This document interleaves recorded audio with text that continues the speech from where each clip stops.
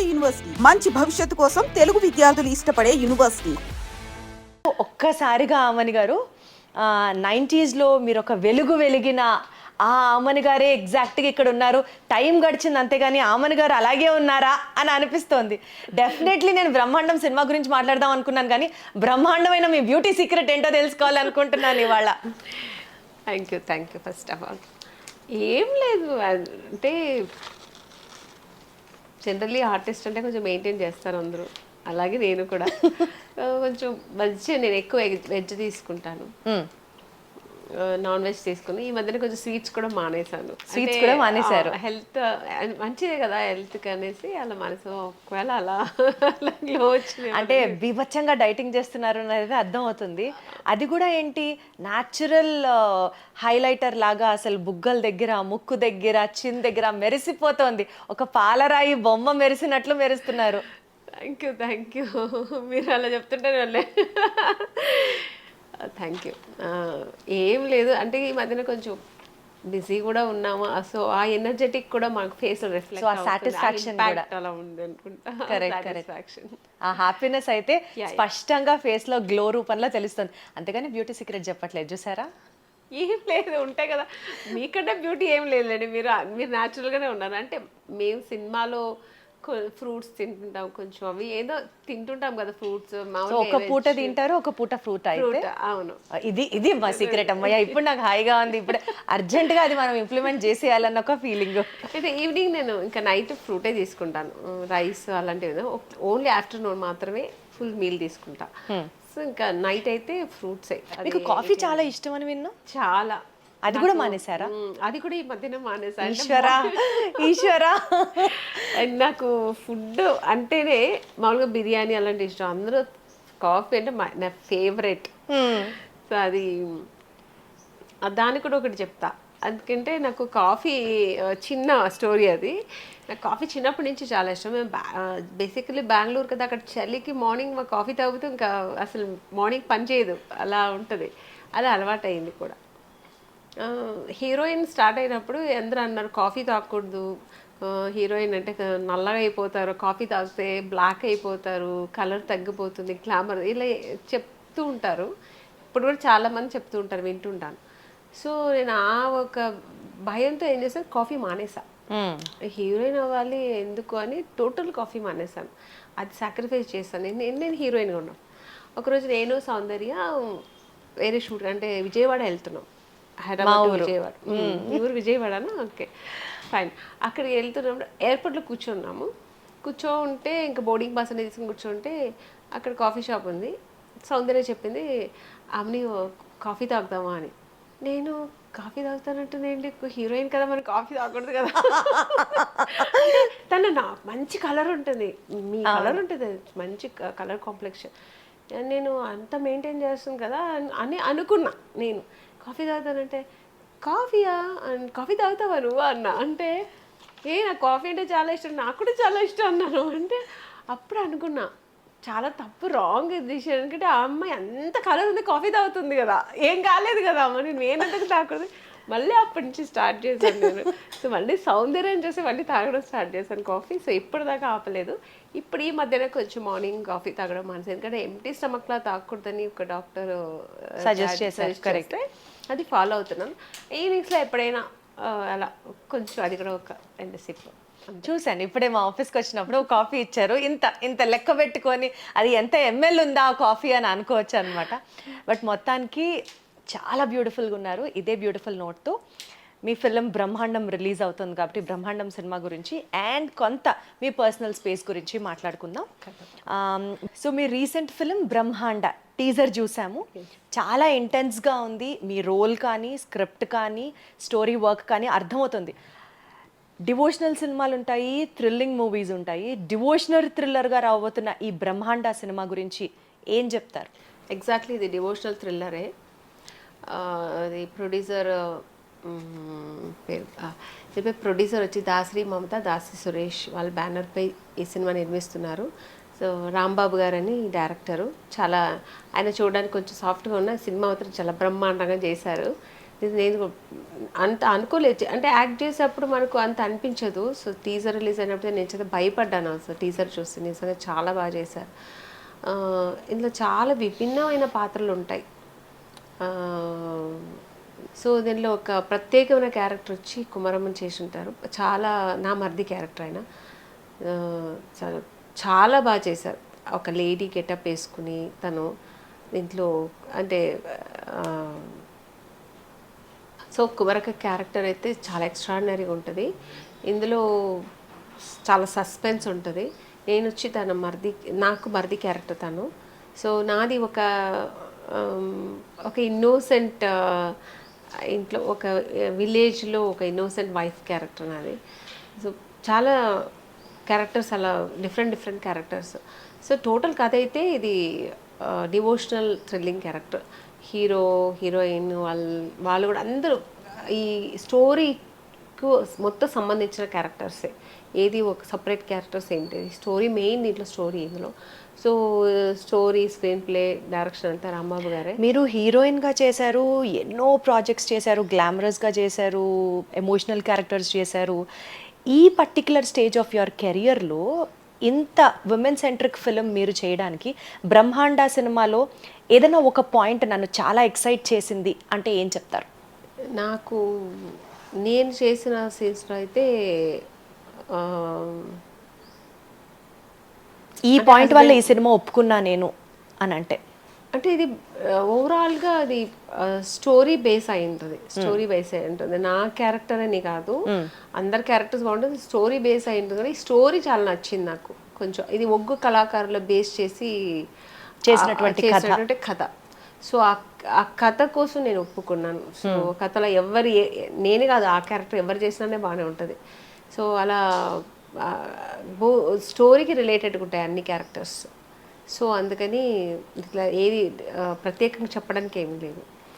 ఈ సినిమాలో మీరు చేసినటువంటి క్యారెక్టర్ ఆమని గారి నిజ జీవితంలో ఆమని గారి క్యారెక్టర్కి ఇది సింక్ అవుతుంది అని ఏమన్నా చెప్పాలి అని అంటే ఏం చెప్తారు?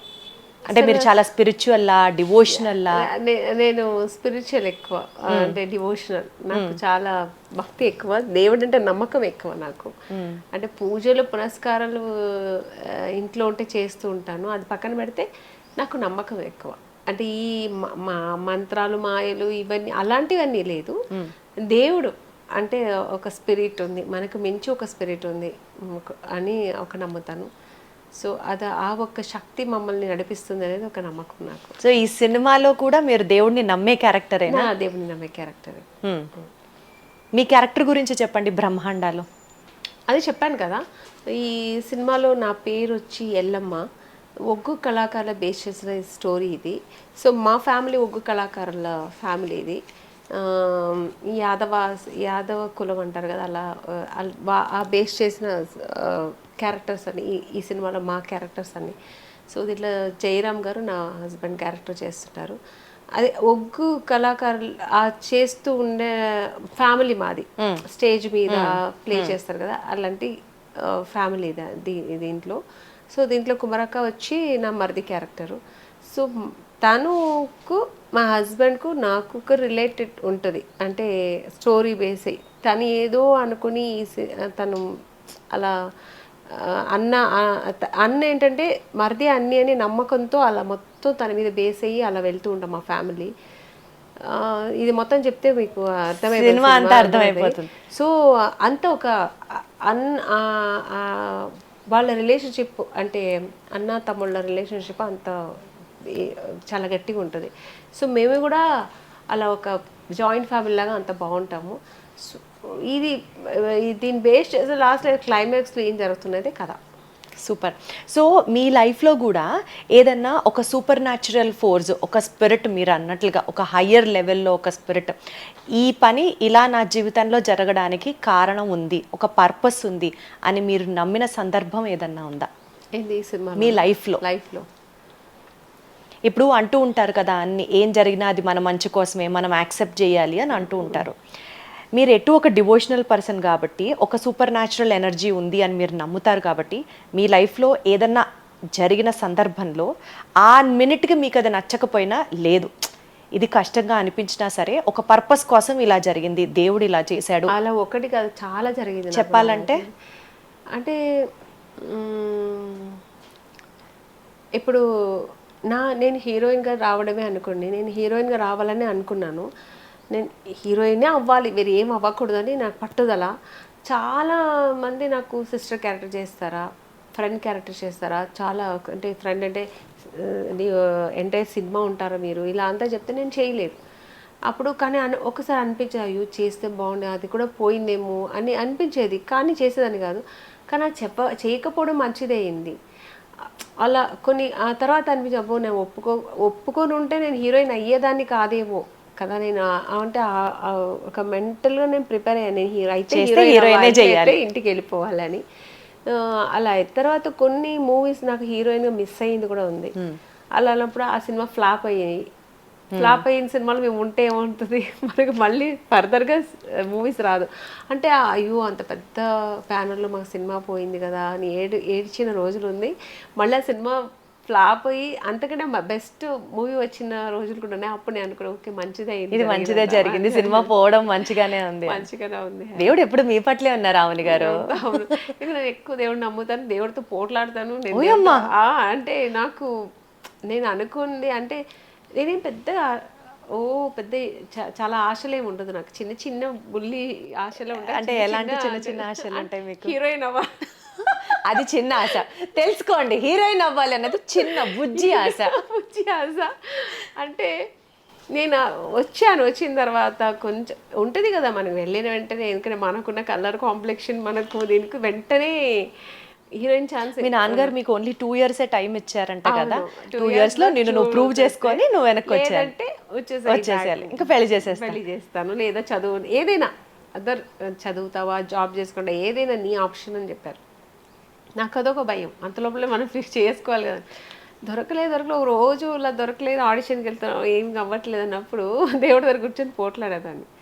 ఎందుకు నాకు ఈ ఆశ ఎందుకు ముందు తెప్పించావు నాకు ఫస్ట్ అప్పుడు చెప్పు, నేను దీనికి కరెక్ట్ కాదు ఉన్నప్పుడు నాకు ఎందుకు ఆలోచన తెప్పించే ఇంత దూరం వచ్చాను నేను హ్యాపీగా చదువుకుంటూ ఉండేదాన్ని కదా అని అనవసరంగా ఆలోచన పెట్టించావు. మళ్ళీ ఆయనే క్వశ్చన్ చేసేదని మళ్ళీ ఆయనే ఆన్సర్ అడిగేదాన్ని. అలా చాలాసార్లు నాకు దేవుడి మధ్య ఒక చిన్న ఇంట్రాక్షన్ జరుగుతూనే ఉంటుంది ఎప్పుడు. నోట్ దిస్ పాయింట్ దేవాయ్ సార్, మీరు నేను కూడా మాట్లాడుకుందాం ఇదే యాంగిల్లో. నాకు అలా చాలా డౌట్లు ఉన్నాయి, మీరు దానికి ఆన్సర్ ఇవ్వాలి. సో ఇనీషియల్గా మీరు ఇండస్ట్రీలోకి వచ్చిన తర్వాత, అది కూడా 2 years డెడ్ లైన్ పెట్టుకొని వచ్చిన తర్వాత, లాంచ్ అవ్వడానికి ఒక స్టార్డమ్ని మీరు చూసే ముందు మీరు ఎలాంటి స్ట్రగుల్స్ ఫేస్ చేశారు రామణి గారు? అదే చెప్తున్నాను కదా, అంటే బేసికలీ మీరు చెప్పినట్టు ఇప్పుడు కొంచెం మెయింటెనెన్స్ చేస్తూ ఆర్టిస్ట్గా మనకు అన్నీ తెలుసు ఇలా చేయాలి. ఈ స్టార్డమ్ వచ్చే ముందు మనకు తెలియదు కదా. పైగా నేను చదువుకుంటున్నాను, ఎడ్యుకేషన్ ఆఫ్లో వదిలేసి నేను వచ్చాను, జస్ట్ అలా వచ్చి ట్రై చేయడానికి వచ్చాను. నాకు అప్పుడు ఏమీ తెలియదు, సినిమా అంటే ఏంటి, ఎలా ఉండాలి, ఎలా హెయిర్ స్టైల్ చేసుకోవాలి, లిప్స్టిక్ వేసుకోవాలా, అది కూడా తెలియదు. పార్లర్కి వెళ్తేనే వెళ్ళి గ్లామర్ పెంచుకోవాలని కూడా తెలియదు. అంటే టోటల్ మాది కొంచెం మా ఇంట్లో ఎక్కువ మా నాన్నగారు ట్రెడిషనల్గా ఉంటారు, కొంచెం ఆయన ఆర్థోడాక్స్ ఫ్యామిలీ కదా. బొట్టు లేకుండా ఇంట్లో ఉండకూడదు, పూలు లేకుండా ఉండకూడదు, ఇంట్లో చేతిలో గాజులు లేకుండా ఉండకూడదు, ఒంటి నిండా బట్టలు వేసుకోవాలి, ఇలా నాన్నగారు పెంచారు. సో నాకు ఇవన్నీ కొత్త అనిపించింది వచ్చినప్పుడు. అందుకని కొంచెం టైం పట్టింది నాకు, నా సినిమాకు సపరేట్గా ఇలా తయారవ్వాలి అని కనుక్కోవడానికే కొంచెం టైం పట్టింది. అలాంటప్పుడు కొన్ని ఇవన్నీ నాకు చాలా స్ట్రగుల్ అయ్యాను కొంచెం నేను బాగానే. వెళ్ళినప్పుడు దొరకకపోతే, లేదమ్మా నువ్వు ఇదే పెళ్లి కూతురులాగా తయారై ఇలా వచ్చి ఇలా పెళ్లి కూతురులా ఇలా కూర్చుంటే కుదరదు, ఇలాంతా అనేవారు అన్నారు. అది కూడా అన్నారు. అంటే నేను కొంచెం షై ఫీల్, నాకు చుట్టూ మగాళ్ళు కూర్చొని ఉంటే ఆ షై ఫీల్ ఉండేది. యాక్టింగ్ నాకు ఇష్టం, బట్ ఇలా 10 మంది మగాళ్ళు నేను ఒక్కతే ఆడపిల్లలు కూర్చున్నప్పుడు కొంచెం భయం అవన్నీ ఉండేది నాకు. సో అదంతా పోవడానికి నాకు ఒక 1 year పట్టింది నాకు. మా సినిమా ఒక వాతావరణానికి నేను అడ్జస్ట్ అవ్వడానికి నాకు 1 year పట్టింది. ఎప్పుడన్నా అసలు మనకి ఇదంతా ఎందుకు, అనవసరమా, వెళ్ళిపోదాం నాన్న చెప్పి చాలాసార్లు ఎలాంటి సందర్భాల్లో సిచ్యువేషన్. ఇప్పుడు అది వెళ్తాము, ఏదో పెద్ద ఆశతో వెళ్తాం, అబ్బో ఇప్పుడు దొరికిపోతుంది, నేను హీరోయిన్ అయిపోతే ఇవాళ అయిపోయింది, రేపు షూటింగ్ వెళ్ళిపోతాం అని ఆశతో వెళ్తాము. అక్కడ వెళ్ళిన తర్వాత వాళ్ళు డ్యాన్స్ చేయమంటారు, యాక్టింగ్ చేయమంటారు, ఆడిషన్ అన్నీ చేస్తారు, అంతా బాగుంది, ఫొటోస్ బాగానే చెప్పి పంపిస్తామని మళ్ళీ కాల్ రాదు. అప్పుడు ఏమవుతుందంటే చాలా డిసప్పాయింట్ అవుతాను. అయినప్పుడు ఇంకా అప్పుడు అంతే రూమ్లో కూర్చొని దేవుడితో ఏడవడమే, ఎందుకు ఎందుకు ఇలా జరుగుతుంది, నేను కావాల్సిన ఎఫర్ట్ చేస్తున్నాను కదా, సినిమా అందుకు దానికి ఎఫర్ట్ చేస్తున్నాను, మరి ఎందుకు నాకు దొరకట్లే, ఏంటి ప్రాబ్లం ఏంటి అని ఆలోచించి ఆ తర్వాత కొంచెం జిగుప్స కూడా వచ్చింది, ఎందుకు వెళ్ళిపోదాము, ఎందుకు మనకు సెట్ అవ్వదేమో, అప్పుడు నా తలలో రాయలేదేమో హీరోయిన్ అవ్వాలని. అంటే చెప్పేవారు ఫ్రెండ్ క్యారెక్టర్ అన్నీ చేసేసి ఫ్రెండ్ క్యారెక్టర్ చేస్తావమ్మా, సిస్టర్ క్యారెక్టర్ చేస్తావా, హీరోయిన్ ఆడిషన్కి వెళ్ళినాం అంతా చూసేవారు, డాన్స్ చేస్తే చేయమా బాగుంది అనేవారు, క్లాప్స్ కొట్టే అన్నీ చేసేవారు. మళ్ళీ నెక్స్ట్ సిస్టర్ క్యారెక్టర్ చాలా బాగుంది, మంచి క్యారెక్టర్, చాలా లాంగ్ ఉంటుంది, మంచి క్యారెక్టర్ అనేవారు, ఎమోషనల్ ఉంటుంది అనేవారు. చేస్తే హీరోయిన్, లేకపోతే అవసరం లేదని అంటే వాళ్ళతో చెప్పేదాన్ని కాదు, లేదు సార్ నాకు ఇంట్రెస్ట్ లేదని చెప్పి వచ్చేసేదాన్ని. సో అలాంటప్పుడు నాకు అనిపించేది సో బ్యాక్ టు బెంగళూరు వెళ్ళిపోదాము అని. అప్పుడు మా మమ్మీ ఎక్కువ ధైర్యం ఇచ్చింది, ఎందుకు ఇంకొక 6 months ట్రై చేద్దాం, టైం ఉంది, నువ్వు చిన్నపిల్ల కదా ఏం కాదు, ట్రై చేద్దాం, దొరకలే అంటే మనకు ఉన్నే ఉంది, మనకి ఇల్లు ఉంది, మా ఊరుంది, హ్యాపీగా వెళ్ళిపోదాం, ఇవేం అనుకుంటావు అది చేద్దాం కానీ ఎందుకు ట్రై చేద్దాం అని అమ్మ ఇచ్చిన భరవసతో అలా ధైర్యంతో ముందుకెళ్ళాను. సక్సెస్ అయింది. సూపర్. అసలు గ్లామరస్గా కనిపించాలి అన్న, హుందాగా కనిపించాలి అన్న, ఎమోషనల్గా కనిపించాలి అన్న, అమాయకంగా నటించాలి అన్న, అసలు కొన్ని కొన్ని క్యారెక్టర్స్కి ఆమని గారు అయితేనే పర్ఫెక్ట్. అసలు ఆ సినిమా పేర్లు నేను చెప్పుకుంటూ వెళ్తే శుభలగ్నంలో ఏమిటో ఆ డైలాగుకి ఇప్పటికీ ఫ్యాన్స్ ఉన్నారు. ఆ హిట్స్ ఎరా మీది జంబలకడి పంప దగ్గర నుంచి చూసుకుంటే శుభలగ్నం, శుభ సంకల్పం, నంది అవార్డు కూడా వచ్చింది మీకు ఆ సినిమాకి, 3 అవార్డ్స్. సో ఈ కెరియర్లో వెళ్ళిపోవాలి నేను ఇండస్ట్రీ వదిలి అని అనుకున్న మీకు ఒక పీరియడ్లో ఆ టైంలో మా నాన్నగారు కూడా ధైర్యం ఇచ్చారు. ఎప్పుడు మా నాన్నగారు వద్దు అన్న వాళ్ళు ఇక్కడ వచ్చిన తర్వాత నా ఒక ఇంట్రెస్ట్ చూసి, మీ సక్సెస్ని చూసి, సక్సెస్ ఇంకా రాలే అప్పుడు, నేను నా ఇంట్రెస్ట్, నా ఒక హార్డ్ వర్క్ అని చూసి, పట్టుదల అంతా చూసి నాన్నగారు కూడా లేదు నువ్వు అవుతావు ట్రై చేయి అని నాకు అప్పుడు నాన్నగారు అప్పుడు కొంచెం సిక్ అయ్యారు. ఆ బెంగళూరు నుంచి చెప్పేవారు అనమాట ఫోన్లో మాట్లాడేప్పుడంతా, ధైర్యంగా ఉండు అవుతావు నువ్వు అని. మా నాన్నగారు బేసికల్ ఆయన ప్రొఫెషనల్ వచ్చి ఇది డిస్ట్రిబ్యూషన్, ఫిల్మ్ డిస్ట్రిబ్యూషన్, అదే తెలిసిన ఫ్రెండ్స్ దగ్గర అంతా సర్కిల్లో చెప్పారు. అలాగే నేను వచ్చాను. మా నాన్నగారు ఫ్రెండ్స్ సర్కిల్లో వాళ్ళ నుంచే నాకు సినిమా అంటే ఏమీ తెలుసు, అంటే నాకు ఎలా మూవ్ అవ్వాలని కూడా తెలియదు. వాళ్ళే కంపెనీస్ తీసుకెళ్ళేవారు అన్నమాట. ఈ కంపెనీ ఇలా పెద్ద పెద్ద తమిళ్లో ఫస్ట్ చెన్నై కాబట్టి అక్కడ నార్మల్గా తమిళ్ మూవీస్కి ట్రై చేశాను, కానీ నాకు ఎక్కువ సక్సెస్ వచ్చింది తెలుగులో. ఆ సక్సెస్ని మీరు ఎలా హ్యాండిల్ చేశారు అంటే అసలు ఏమీ తెలియని స్టేజ్ నుంచి వరుస పెట్టి బ్యాక్ టు బ్యాక్ హిట్స్ చూశారు మీరు. ఆ పీరియడ్ అంతా మీ కెరియర్లోనే ఒక గోల్డెన్ పీరియడ్ అని చెప్పొచ్చు. ఆ సక్సెస్ హైస్ని ఎలా ఎంజాయ్ చేసేవారు ఆమని గారు? చాలా అసలు ఇంకా అది మాటలు లేవనుకోండి. నేను హీరోయిన్గా బుక్ అయినప్పుడే ఇంకా గెంతలేసాను, సాధించేసానని. కానీ దాని తర్వాత ఒకటి ఉంది కదా, సక్సెస్ అయితేనే, లేదంటే పక్కన పెట్టేస్తారు సినిమా ఒక 1 or 2 మూవీస్ తర్వాత. సక్సెస్ కూడా దాంట్లో ఉంది కదా, అది సెకండరీ. సో సక్సెస్ వచ్చిన తర్వాత ఇంకా దేవుడికి నేను ఎంత కృతజ్ఞత చెప్పానో నాకు తెలియదు, ఎలా చెప్పాలి కూడా తెలియదు, కానీ చెప్తూనే ఉన్నాను. ఇప్పటికీ నేను అంటే అలా అదొక హీరోయిన్ అనే ఒక విషయం మాత్రం కాదు, నా లైఫ్లో నా మ్యారేజ్ కానీ, నా పిల్లలు పుట్టడానికి కానీ, ఇవన్నీ నాకు అన్నీ ఏది ఈజీగా దొరకలే. నా లైఫ్లో అన్నీ దొరికాయి, అన్నీ ఈజీగా దొరకలే, అన్నీ నాకు కొంచెం కష్టపడి దొరికింది, అంటే స్ట్రగుల్లోనే దొరికింది ఏదైనా నాకు. సో అందుకని నాకు ఆ వాల్యూస్ తెలుసు, ఆ వాల్యూ నేను ఎంజాయ్ చేస్తాను. మీ పర్సనల్ స్పేస్లో ఎలా మాట్లాడుతున్నారు చెప్పండి, అలా కష్టపడితే దొరికింది అనేది సినిమా అన్నది మాకు అర్థమవుతుంది. సో ఇప్పుడు మ్యారేజ్ అంటే వదిలేయండి, అది నేను ఇష్టపడి నేనే వెళ్ళాను చేసుకున్నాను. సో పిల్లలు అనేప్పుడు నాకు పిల్లలు కొంచెం లేట్ అయింది నాకు, అంటే మెడికల్ రీతిగా నాకు కొంచెం ప్రాబ్లం అయింది, నాకు పిల్లలు అవ్వలే. సో అలాంటప్పుడు కొంచెం దాంట్లో కూడా స్ట్రగుల్ అయ్యాను. అప్పుడు కూడా నేను దేవుడిని నమ్మాను. నమ్మితే ఎక్కువ ఎవరు ఏం చెప్తే ఆ ఉపవాసాలు ఉండడం, ఆ పూజలు చేయడం, ఏ గుడికి వెళ్తే చెప్తే ఆ గుడికి వెళ్ళేదాన్ని, ఎంత దూరం ఉన్నా సరే వెళ్ళిపోయేదాన్ని, నడిచి వెళ్ళమంటే నడిచి వెళ్ళిపోయేదాన్ని, ఇలా అన్ని వ్రతాలు చేసేదాన్ని, అన్నీ చేస్తే నేను ఒక్కడే అన్నది, నాకు బీపీ ఇవ్వు, అది బాబైనా సరే పాప అయినా సరే అని ఇలా అనుకుంటే నాకు 2 ఇచ్చేసాడు. ఫైట్ చేశారు గట్టిగా దేవుడితో మళ్ళీ ఈ విషయంలో కూడా. అందరూ అంటారు, నేను ఒక్కటే అడిగితే నీకు బంపర్ ఆఫర్ 2 ఇచ్చాడు దేవుడు నీకు అంటున్నారు. అంటే అలా ఉంటుంది. అంటే గట్టిగా నేను దేవుడి దగ్గర అడిగితే ఇచ్చేస్తాడు అనమాట.